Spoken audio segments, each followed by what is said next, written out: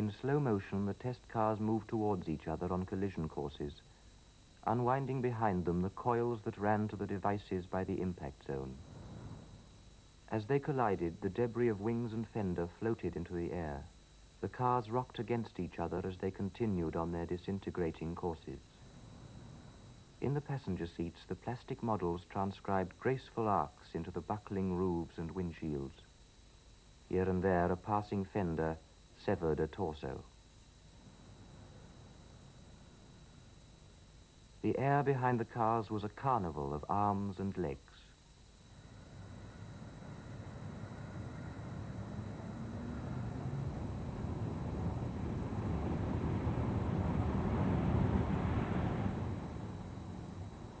I think the key image of the 20th century is the man in the motor car.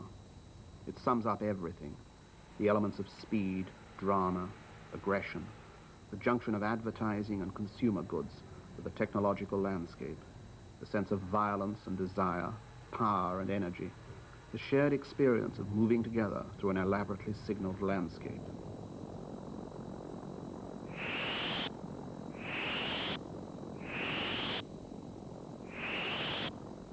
We spend a substantial part of our lives in the motor car, and the experience of driving condenses many of the experiences of being a human being in the 1970s, the marriage of the physical aspects of ourselves with the imaginative and technological aspects of our lives. I think that the 20th century reaches its highest expression on the highway. Everything is there. The speed and violence of our age, its strange love affair with the machine, with its own death.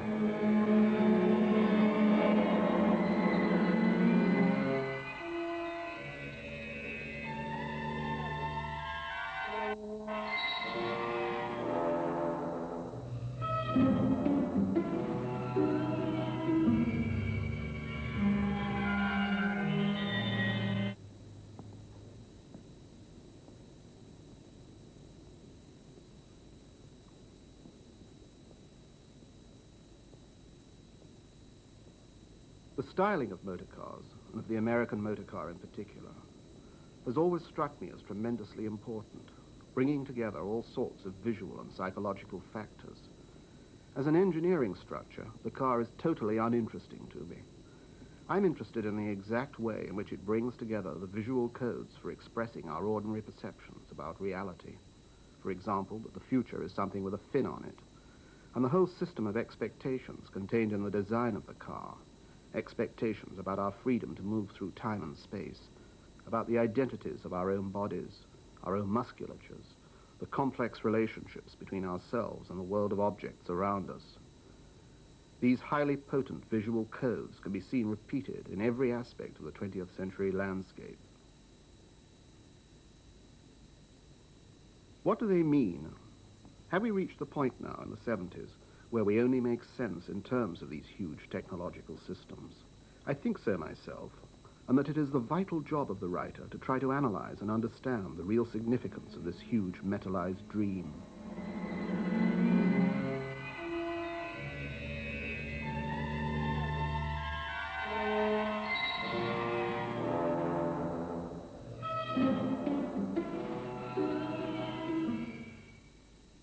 I'm interested in the automobile as a narrative structure, as a scenario that describes our real lives and our real fantasies. If every member of the human race were to vanish overnight, I think it would be possible to reconstitute almost every element of human psychology from the design of a vehicle like this. As a writer, I feel I must try to understand the real meaning of a lot of commonplace but tremendously complicated events. I've always been fascinated by the complexity of movement when a woman gets out of a car.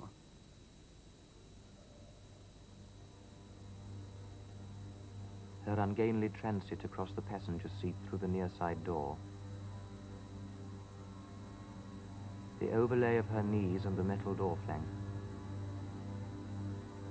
The conjunction of the aluminized gutter trim with the volumes of her thighs.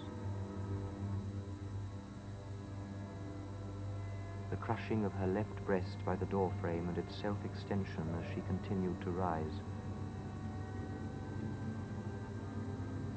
The movement of her left hand across the chromium trim of the right headlamp assembly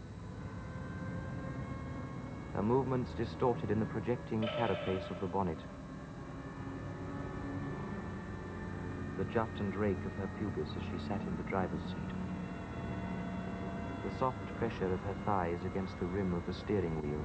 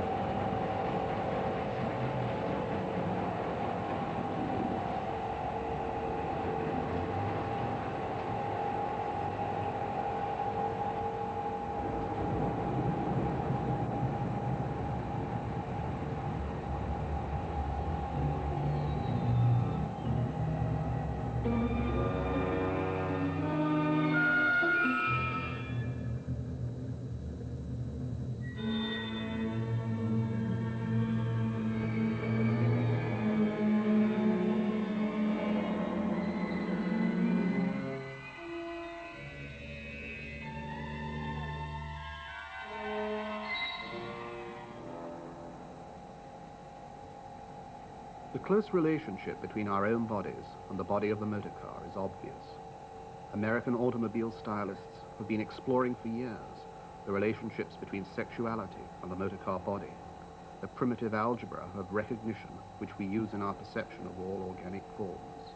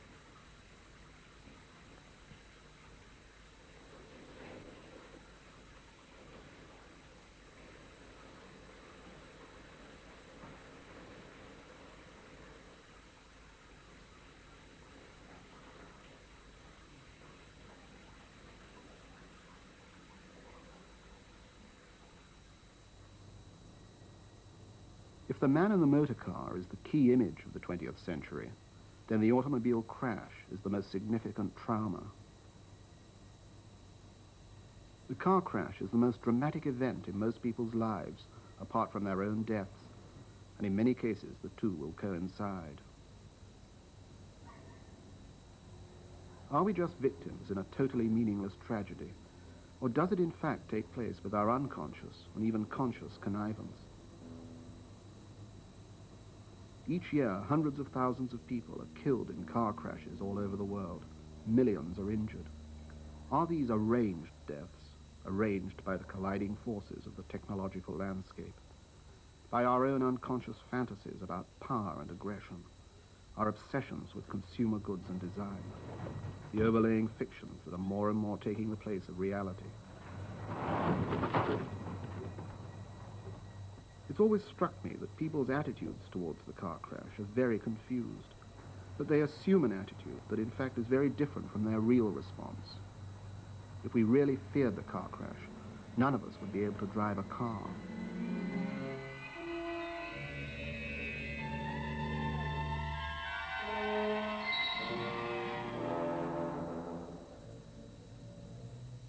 I know that my own attitudes to the crash car are just as confused.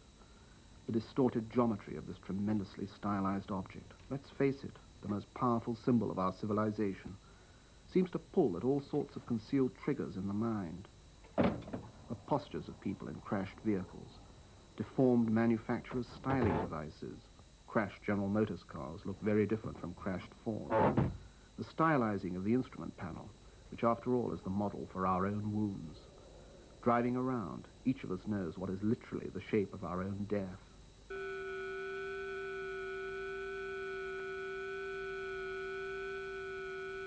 Regaining consciousness, she stared at the blood on her legs. The heavy liquid pulled at her skirt. The bruise under her left breast reached behind her sternum, seizing like a hand at her heart. She sat up, lifting herself from the broken steering wheel, uncertain for a moment whether the car windshield had been fractured. Against her forehead, the strands of blood formed a torn veil.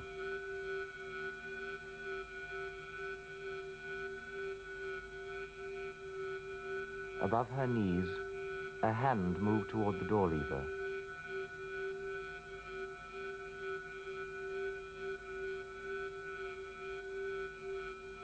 As she watched, the door opened and she fell out.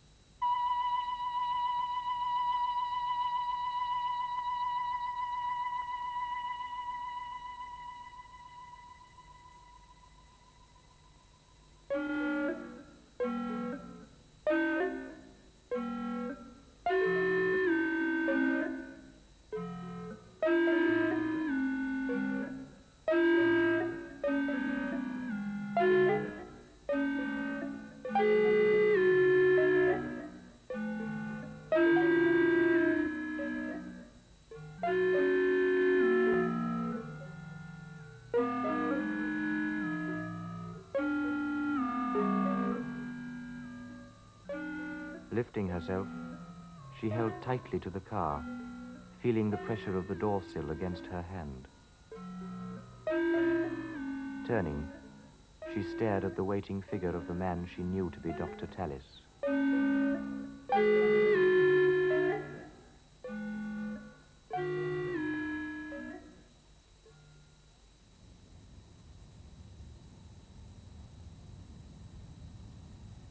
I remember seeing some films on television of test crashes a few years ago. They were using American cars of the late 50s, a period, I suppose, when the American dream and American confidence were at their highest point. Metering coils trailed out of the windows, and they had dummies sitting in them. They were beautifully filmed. They filmed them beautifully because they wanted to know what was happening. They weren't interested in the aesthetics of the thing.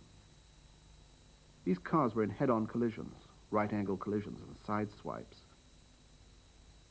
and ploughing into other structures like utility poles. One could see 4 feet of metal suddenly become 1 foot. Filmed in slow motion, these crashes had a beautiful stylized grace. The power and weight of these cars gave them an immense classical dignity. It was like some strange technological ballet.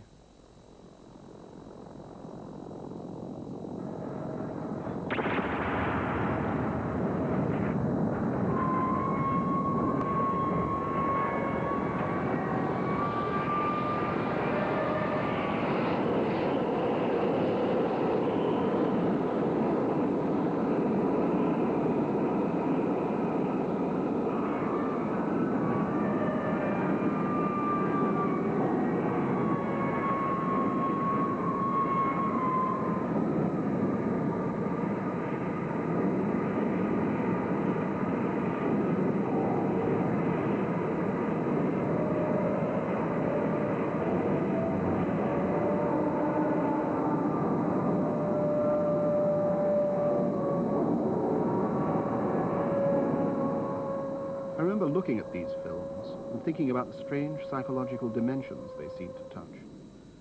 They seem to say something about the way everything becomes more and more stylized, more and more cut off from ordinary feeling. It seems to me that we have to regard everything in the world around us as fictional, as if we were living in an enormous novel, and that the kind of distinction that Freud made about the inner world of the mind, between, say, what dreams appeared to mean and what they really meant, now has to be applied to the outer world of reality. All the structures in it, flyovers and motorways, office blocks and factories, are all part of this enormous novel.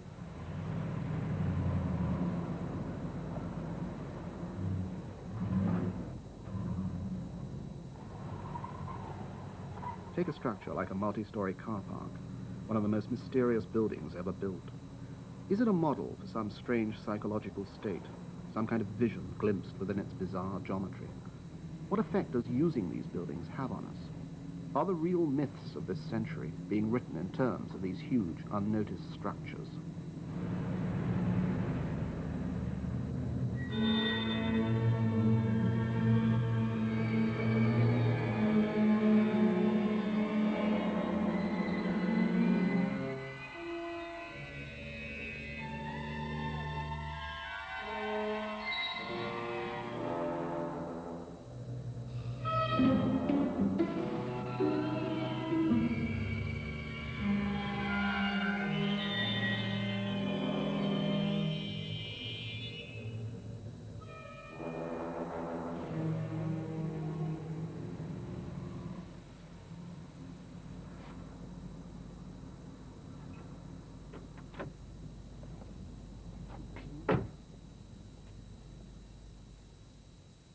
More exactly, I think that new emotions and new feelings are being created, that modern technology is beginning to reach into our dreams and change our whole way of looking at things and perceiving reality, that more and more it is drawing us away from contemplating ourselves to contemplating its world.